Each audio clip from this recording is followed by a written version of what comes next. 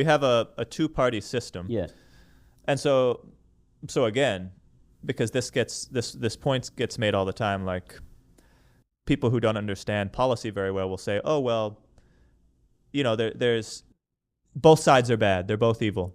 On some level, that's true because they are, so much of anyone who works in government nowadays works for corporate interests. Like because there's so much money being put into politics, that's who they kind of have to keep happy is the powerful public interest. But it is a two-party system. Those are the two options that we have and that's the only thing in the we have. United States. So Right. You're right. It is Democrat, Republican. At the end of the day, that's always going to be the game. What's interesting about Trump is that he got in it.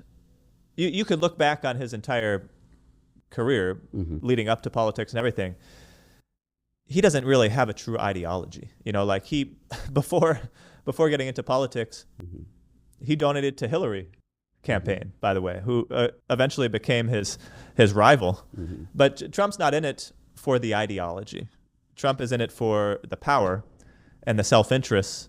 It's because education is one of the most complex issues. Yeah. And sorry to tell you, I mean, everything ties into policy. Okay. That's why so many of our discussions turn to politics, because it's okay. Everything they will have to. Everything ties into public policy, and public policy is decided by people in power in government.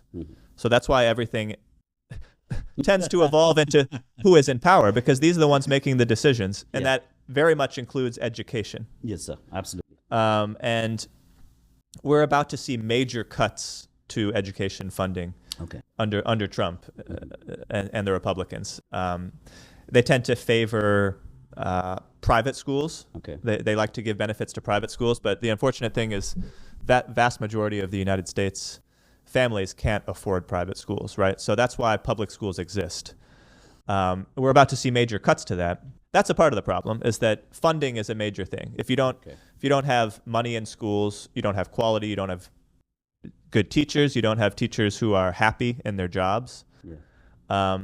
It's a huge part of the problem. Is funding for public schools.